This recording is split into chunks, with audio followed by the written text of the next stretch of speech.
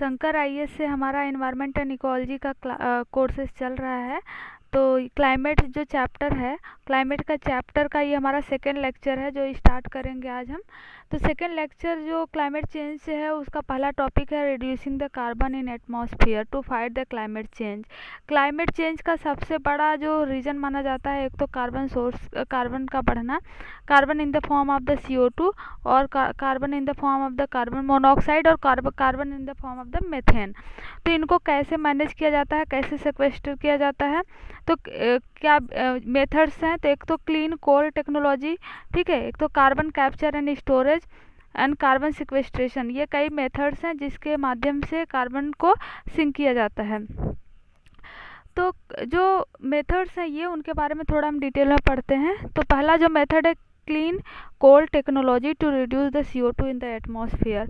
Clean coal technology का meaning क्या है यहाँ पे? इसका ये मीनिंग है कि जो भी कोल यूज़ होता है, जो भी कोयला यूज़ होता है, उसको किस तरीके से क्लीन करके यूज़ करना, उसको क्लीन करके यूज़ करना ताकि जो रेसिड्यू निकलता है, जो वेस्ट गैसेस निकलते हैं, उनकी जो मात्रा हो वो कम हो। तो अगर हम देखें तो half of the world electricity are generated by the burning coal, मतलब हाफ ऑफ द वर्ल्ड का जो इलेक्ट्रिसिटी जनरेट होता है वो कोल को बर्न करने से यूज़ होता है। Coal will remain a dominant energy source for years to come, मतलब कि हमेशा से यही देखा गया कि कोयला ही एनर्जी का सबसे ज़्यादा डोमिनेंट सोर्स है और इसी की वजह से CO2 कार्बन मोनोऑक्साइड जनरेट होता है।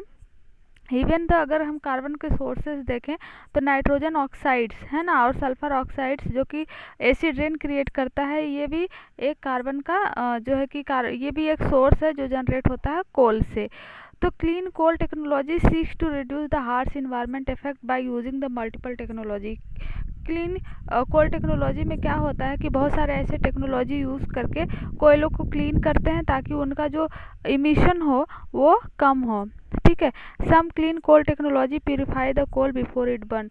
तो कुछ क्लीन कोल टेक्नोलॉजी वो होती हैं जो कि कोयले को पहले ही प्यूरिफाई कर लेती हैं, उनको बर्न करने से पहले उनका वॉश करती हैं, उनको प्यूरिफाई करती हैं ताकि जो वेस्टेज मटेरियल वो कम हो, जो अनवांटेड मिनरल्स होते हैं वो रिमूव कर लिए जाते हैं, अनवांटेड जो पदार्थ होते हैं उसे निकाल दिए जाते हैं, ठीक है। तो इसके कई सारे मेथड्स होते हैं और कुछ मेथड्स होते हैं जो कि कार्बन अगर इमिशन हो गया तो उसको रोकने के लिए, एक तो इलेक्ट्रोस्टैटिक प्रेसिपिटेशन। इसमें क्या होते हैं कि जो भी पार्टिकल्स निकलते हैं उनको चार्ज किया जाता है। हमें पता है कि चार्ज पार्टिकल वो मूव करते हैं, तो मूव करने के बाद वो कोई अगर मान लो कि प्लस पार्टिकल है ना, तो प्लस पार्टिकल है तो कोई निगेटिव जो है प्लेट लगा देते हैं ताकि ये जो पार्टिकल्स है वो इस पे डिपॉजिट हो जाए, ठीक है। तो इस तरीके से पार्टिकल्स को रिमूव करते हैं। और इलेक्ट्रोस्टैटिक प्रेसिपिटेशन बहुत सारे जो व्हीकल वगैरह होते हैं उनको उनमें भी लगाया जाता है।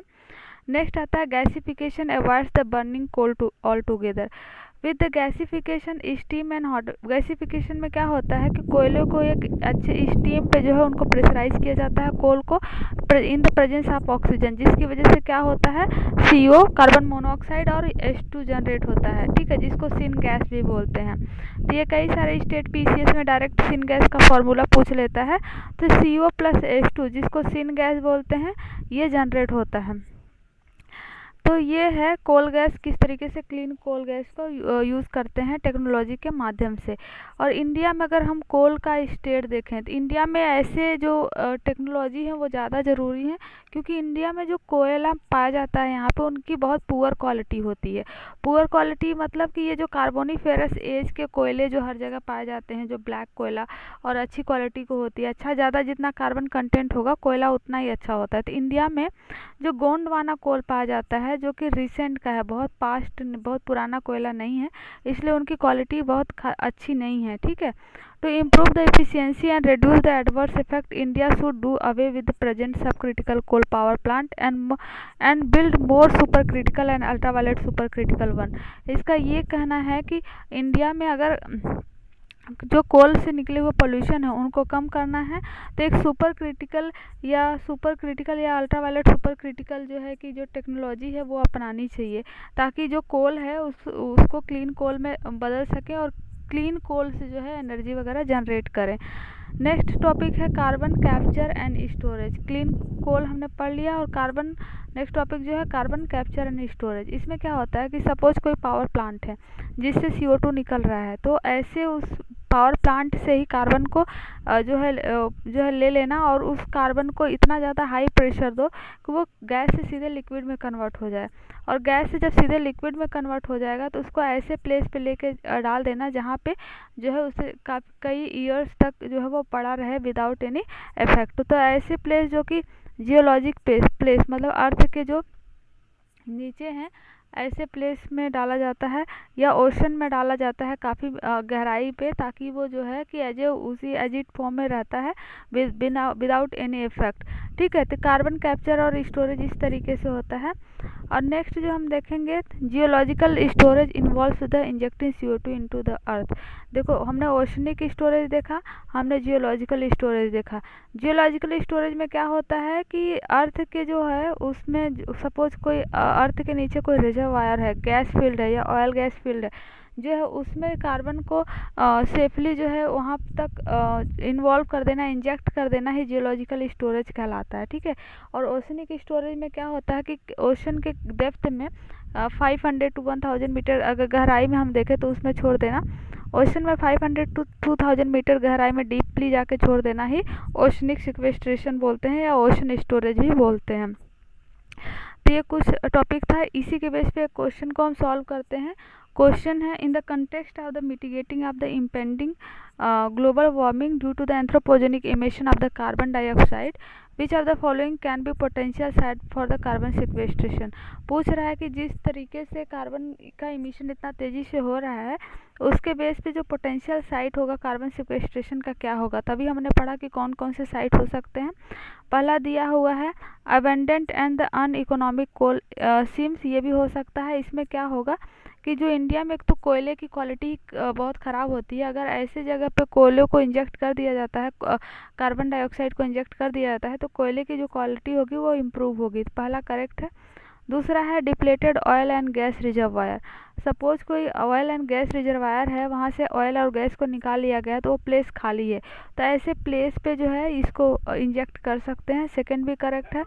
थर्ड है subterranean deep saline the formation, तो ये भी करेक्ट है। अभी हमने ओशन का देखा, तो तीनों स्टेटमेंट जो है यहाँ करेक्ट है। जो करेक्ट ऑप्शन होगा ऑप्शन डी करेक्ट होगा।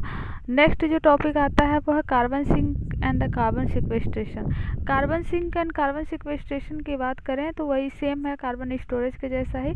कार्बन सिंक का वो प्लेस होता है जहाँ से कार्बन जो है कार्बन डाइऑक्साइड रिमूव जो निकाले कम, जबकि वो एक्यूमुलेट ज़्यादा करे। ठीक है, और कार्बन जो रिसोर्स पॉइंट होता है उसमें क्या होता है कि CO2 निकालता कम है और CO2 लेता जो है कि कम है, CO2 लेता कम है और CO2 निकालता ज़्यादा है।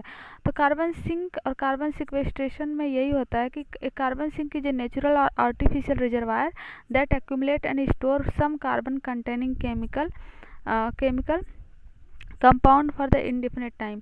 इंडिफिनिट पीरियड टाइम के लिए वो क्या करता है कि कार्बन सपोज कोई ऐसा प्लेस है जहाँ से रिजर्वायर है, जहाँ से ऑयल और गैस निकाल लिया गया है और वो खाली है, तो ऐसे प्लेस पे अगर कार्बन कैप्चर करके लेके आए, प्रेशर कार्बन के कैप्चर करे पहले, फिर इतना प्रेशराइज करे कि वो लिक्विड में बदल जाए, और ऐसे कार्बन को अगर इसमें डाल देते हैं तो ये इनडेफिनिट टाइम तक ऐसे पड़ा रहता है। तो ऐसे प्लेस को जहाँ पे इनडेफिनिट प्लेस तक पड़ा रहता है कार्बन सिंक बोलते हैं, और इस प्रोसेस को क्या बोलते हैं, कार्बन सिक्वेस्ट्रेशन बोलते हैं।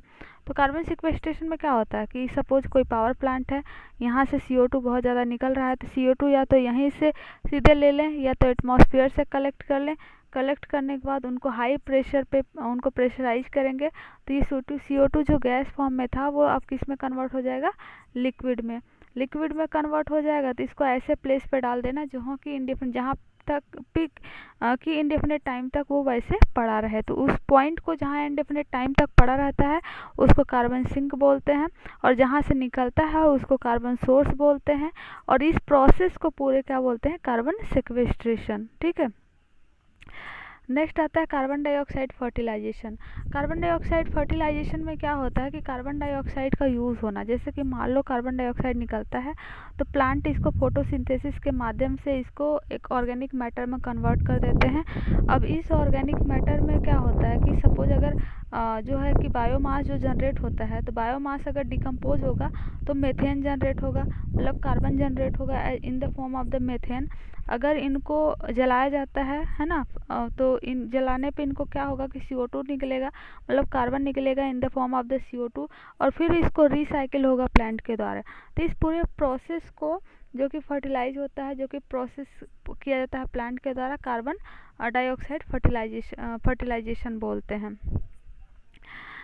ठीक है, तो नेक्स्ट इस पे कार्बन डाइऑक्साइड फर्टिलाइजेशन पे क्वेश्चन है, उसको हम सॉल्व करते हैं, जो कि 2018 में पूछा है। क्वेश्चन है which of the following statement best describe the carbon fertilization. कौन कार्बन फर्टिलाइजेशन को अच्छा डिस्क्राइब करता है, ये 2018 में पूछा है। तो पहला है increased plant growth due to the increased concentration of the carbon dioxide in the atmosphere. This is the correct statement.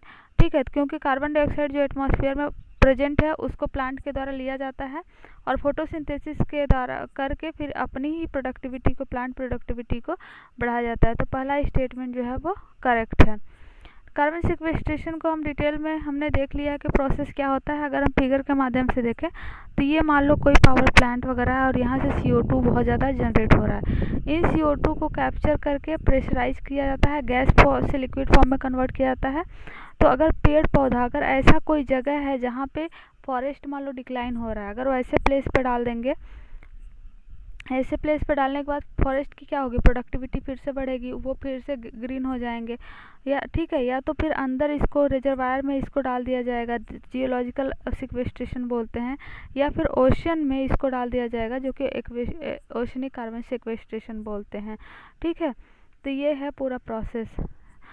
Next जो टॉपिक है वो है कि forest as a carbon sink. तो क्या फॉरेस्ट जो है एज ए कार्बन सिंक की तरह यूज़ होता है? अब ये तो होता ही है, क्योंकि हमने देखा कि कार्बन जो है वो CO2, ट्री जो है एब्जॉर्ब कर लेता है CO2 ड्यूरिंग द फोटोसिंथेसिस और उसको बायोमास में कन्वर्ट कर देता है। ठीक है, तो जब बायोमास में कन्वर्ट कर देता है, when the biomass is buried, जब बायोमास बरी होता है तो carbon is trapped forming a carbon sink. तो कार्बन जो ट्रैप्ड होता है वही कार्बन सिंक बनाता है। तो हमने देखा कि अगर वो डिकम्पोज होगा तो वो मेथेन के फॉर्म में जनरेट होगा, अगर वो बर्न होगा, बर्न होने के बाद फिर वो कार्बन जो है CO2 के फॉर्म में जनरेट होगा और फिर से एटमॉस्फेयर में रिलीज हो जाएगा।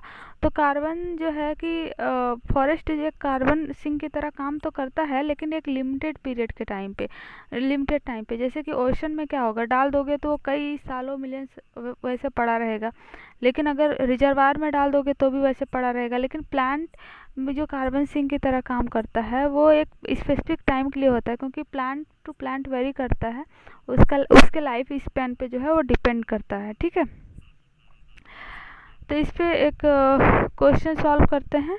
क्वेश्चन है the scientific view is that the increase in the global temperature should not exceed 2 degree centigrade above pre industrial travel. मतलब प्री इंडस्ट्रियल एरा से 2 डिग्री सेंटीग्रेड से ज़्यादा टेम्परेचर इंक्रीज नहीं होना चाहिए। If the global temperature increase beyond 3 degree centigrade above the pre industrial era that can be it's possible impact on the world. मतलब अगर 3 degree centigrade से ज़्यादा हो गया जो प्री इंडस्ट्रियल टाइम था, तो क्या पॉसिबल जो है इम्पैक्ट पड़ेगा। पहला है terrestrial biosphere tends towards a net carbon source, ये जो है करेक्ट स्टेटमेंट है। ठीक है, सेकंड है wide spread coral mortality will occur, ये भी करेक्ट स्टेटमेंट है। थर्ड है all the global wetland will permanently disappear, ये इनकरेक्ट है, क्योंकि जो कोस्टल एरिया के पास है, जो कोस्ट के पास वेटलैंड हैं वो तो डिसअपियर हो जाएंगे, वो सबमर्ज हो जाएंगे। लेकिन सपोज इनलैंड में जैसे केवलादेव नेशनल पार्क जो वहाँ पे वेटलैंड है, तो वो तो वैसे ही रहेगा ना। तो ये इनकरेक्ट स्टेटमेंट है, मतलब सारे डिसअपियर नहीं होंगे, कुछ डिसअपियर होंगे। फोर्थ है cultivation of the cereals will not be possible anywhere in the world, ये इनकरेक्ट स्टेटमेंट है, क्योंकि कोस्टल जोन पे तो नहीं हो पाएंगे, लेकिन जो टेम्परेट जोन में है वहाँ पे जो है सीरियल्स का कल्टीवेशन होगा। तो तीसरा एंड चौथा इनकरेक्ट है, पहला दूसरा करेक्ट है, ऑप्शन जो सही होगा ऑप्शन बी सही होगा।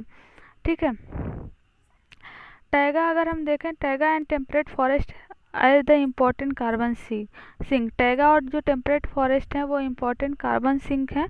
Global warming by 3 degree centigrade will turn this forest into the carbon source. अगर 3 डिग्री सेंटीग्रेड से ज़्यादा ग्लोबल वार्मिंग होता है तो जो टैगा और टेम्परेट फॉरेस्ट हैं वो जो है कार्बन सोर्स में कन्वर्ट हो जाएंगे। ठीक है। नेक्स्ट है ओजोन डिप्लेटिंग सब्सटेंसेस। ये बहुत ही इंपॉर्टेंट है प्रीलिम्स के लिए और कई बार एग्जाम में पूछा भी गया हुआ है, और स्टेट पीसीएस में तो बहुत ही ज़्यादा ये पूछे हुए सवाल हैं, सारे स्टेट पीसीएस में पूछे जाते हैं। ठीक है। तो वो कौन से सब्सटेंसेस हैं जो कि ओजोन का डिप्लेशन करते हैं, उनको हम पहले नाम देखते हैं, फिर थोड़ा उनके बारे में डिटेल में पढ़ेंगे। पहला है क्लोरोफ्लोरोकार्बन। क्लोरोफ्लोरोकार्बन जो है वो एक ओजोन डिप्लेटिंग सब्सटेंस है। ठीक है। हाइड्रोफ्लोरोकार्बन है, हाइड्रोब्रोमोफ्लोरोकार्बन है, हैलोन्स है। ठीक है। और मिथाइल ब्रोमाइड है, कार्बन टेट्राक्लोराइड है, मिथाइल क्लोरोफॉर्म। ये जो 7 जो केमिकल्स हैं, ये 7 जो सब्सटेंसेस हैं, ये ओजोन जो कि स्ट्रेटोस्फीयर लेयर में जो ओजोन है, जो कि अल्ट्रावायलेट रेज को ट्रैप करता है, प्रोटेक्ट करता है अर्थ को। ठीक है। उनको जो है कि डिप्लेट करता है, तो इसलिए उनको ओजोन डिप्लेटिंग सब्सटेंसेस भी बोलते हैं। तो ये कैसे यूज्ड होते हैं? They have been used as, इनको यूज़ किया जाता है as a refrigerant in the commercial, home, vehicle, air conditioner and the refrigerator. ठीक है। फोम ब्लोइंग जो एजेंट होते हैं उसमें यूज़ होता है। Component in the electrical equipment, industrial solvents for the cleaning including the dry cleaning and the aerosol spray propellants and the fumigants, इसमें ये जो है यूज़ होते हैं। इनके बारे में थोड़ा सा जो कुछ इम्पोर्टेंट है उनके बारे में डिटेल में देखें तो क्लोरोफ्लोरोकार्बन जो है, chlorofluorocarbon are widely used as the refrigerant until the 1980, मतलब 1980 तक अगर हम देखें तो बहुत ज़्यादा यूज़ होता था। They are also consider the green house gas they cause the climate change, ये ग्रीन हाउस गैस अभी कंसीडर किए जाते हैं। ठीक है। उसके बाद they are still chlorofluorocarbon left in older industrial air conditioner and refrigerator system, जो ओल्डर एयर कंडीशनर वगैरह होते हैं उनमें अभी भी ये यूज़ किया जाता है। नेक्स्ट है hydrofluorocarbon. Hydrofluorocarbon have been used as the substitute of the chlorofluorocarbon. Chlorofluorocarbon को हटा के हाइड्रोफ्लोरोकार्बन यूज़ किया गया था, लेकिन बाद में पता चला कि ये भी बहुत ज़्यादा ग्रीन हाउस गैस में इन्वॉल्व है, क्लाइमेट चेंज में इन्वॉल्व है। तो एक अमेंडमेंट की आया 2016 में, जिसको बोलते हैं किगाली अमेंडमेंट, उसके थ्रू फिर इसको हटाया गया। ये 2045 तक ये बोला गया कि जो 80% है हाइड्रोफ्लोरोकार्बन, उनको प्रोहिबिट करने की, उनको रोकने की बात हुई है। ठीक है। They do less damage to the ozone layer than chlorofluorocarbon. Next है halons. Halons are the halocarbon gas that were originally developed for use in the fixed extinguisher production and the consumption of the halogens ended in 1994 in developed country। ठीक है। Next आता है topic, बहुत ही important topic है, यहाँ से भी कई बार एग्जाम में पूछा हुआ सवाल है। जो टॉपिक है Vienna convention for the protection of the ozone layer. Vienna convention जो हुआ था 1985 में ओजोन लेयर को प्रोटेक्ट करने के लिए, इसी कन्वेंशन से फिर निकल के आया था एक प्रोटोकॉल जिसको बोलते हैं मॉन्ट्रियल प्रोटोकॉल। तो मॉन्ट्रियल प्रोटोकॉल बहुत ही इंपॉर्टेंट है। मॉन्ट्रियल प्रोटोकॉल, अक्सर मॉन्ट्रियल और क्योटो प्रोटोकॉल में लोग डिफरेंस करना भूल जाते हैं। मॉन्ट्रियल प्रोटोकॉल जो है वो ओजोन लेयर को प्रोटेक्ट करने के लिए होता है, और क्योटो प्रोटोकॉल जो होता है वो ग्रीन हाउस गैसेस के लिए होता है। ठीक है। तो Montreal protocol under the Vienna convention are agreed in 1987, ये 1987 में अग्रीड हुआ था। It facilitate global corporation in reversing the rapid decline in atmospheric concentration of the ozone.